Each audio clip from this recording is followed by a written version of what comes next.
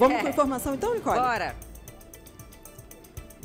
Vamos nessa então, vamos lá. Há pouco terminou essa sessão de hoje com o voto do ministro Luiz Fux, só que é o seguinte, só 10 minutinhos, tá? Para o pessoal poder tomar uma água, enfim, porque vai retomar, viu? Desde as 9 horas da manhã o ministro estava lendo o voto dele, fez várias considerações em relação às questões preliminares desse julgamento e também em relação ao mérito. Hoje poderia ser que a ministra Carmen Lúcia, ela começasse também a ler o voto dela, só que o ministro Luiz Fux já tinha avisado que ele teria um voto bastante extenso para poder explicar, vamos dizer assim, todo o posicionamento dele para ele votar ou pela condenação dos réus ou pela absolvição. Começou a temperatura aqui, Nicole, de fato, ela começou tipo assim, muito alta, muita expectativa com essa exposição do ministro Luiz Fux. Por quê? Porque seria, vamos dizer assim, uma luz no fim do túnel, ok? Para a questão aí do ex-presidente Bolsonaro e os aliados dele que estão sendo acusados aí nessa ação penal da PGR, tá? Vamos então falar sobre quem já passou por aqui hoje. Pela manhã, primeiramente, foram os advogados do ex-presidente Jair Bolsonaro. E como, né, todos os dias eles chegam, dão declarações muito importantes. Dessa vez, primeiro a gente vai ouvir o advogado Celso Vilardi. Pode soltar aí, pessoal, para todo mundo saber o que ele disse hoje pela manhã. Nós vamos esperar hoje o voto do ministro Fux e depois a gente conversa. Tem alguma esperança contra esse voto, doutor Celso? Como é? Tem alguma esperança, expectativa? Ué, se eu não tivesse esperança, eu não estaria aqui. A gente tem que explicar. Ó, tem uma defesa aposta, eu acho que a gente tem esperança, assim, que vai... Ontem, após os dois votos, a defesa teve comunicação com o ex-presidente Jair Bolsonaro? Falamos com ele está bastante chateado, evidentemente, não tem como ser diferente. E agora vamos aguardar esse voto para depois ver a continuidade do julgamento. Pois, além de chateado, o ex-presidente, assim como na semana passada, também não veio aqui acompanhar o julgamento aqui do Supremo. Agora a gente vai ouvir, Nicole, o advogado Paulo Cunha Bueno, ok? Que esse sim, o Celso, ele fica ali um pouco naquela esfera ali, mais, vamos dizer assim, mais branda. Agora, quem sobe o tom mesmo é o Paulo Cunha Bueno. Pode soltar, pessoal, para a gente ver o que ele disse hoje pela manhã.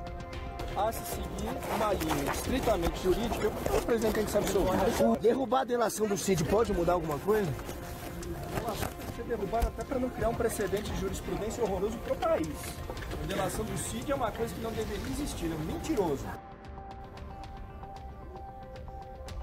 Pois é, Nicole, como é que está o placar, então? 2 votos, do ministro Alexandre de Moraes e do ministro Flávio Dino pela condenação dos 8 réus, ok? E aí o ministro Luiz Fux, que ainda está naquela questão de justificativa do que ele vai votar, se ele vai votar pela condenação ou pela absolvição. Por fim, eu vou falar aqui só algumas coisas, uns trechos, assim, do que aconteceu hoje pela manhã em relação aos posicionamentos do ministro. O que ele disse? Que o Supremo Tribunal Federal não tem a competência para ter esse julgamento, principalmente aqui na primeira turma. Por quê? Porque tratam-se de acusados que não têm o foro privilegiado. Ele pediu, então, a anulação do julgamento e que sua manutenção, conforme fosse, teria que ser o quê? O julgamento teria que passar lá para o plenário do Supremo, tá? Onde os 11 ministros aí têm poder de voz, poder de voto, tá? Isso era muito esperado, realmente, como eu disse, assim, a luz no fim do túnel em relação à questão dos bolsonaristas. Hoje pela manhã passaram, ao contrário dos outros dias, Nicole, hoje pela manhã a oposição ao governo Lula e os aliados, né,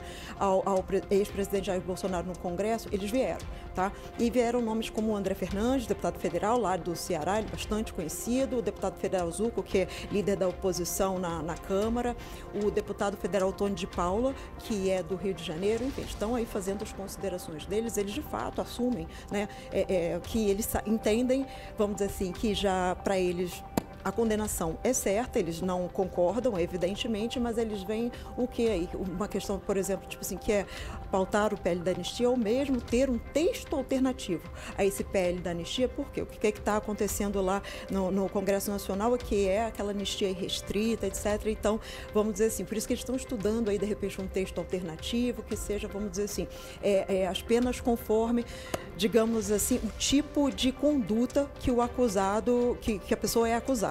Entendeu? Vamos botar assim que fica mais fácil para o nosso público entender, Nicole, mas julgamento é aquilo. Previsão, então, de encerrar só sexta-feira, a gente ainda tem ministro Luiz Fux por hoje, mais outros 2 votos. Carmen Lúcia, Cristiano Zanin, e a gente vai continuar por aqui acompanhando tudo para trazer para a nossa audiência aí do DF Alerta. Nicole.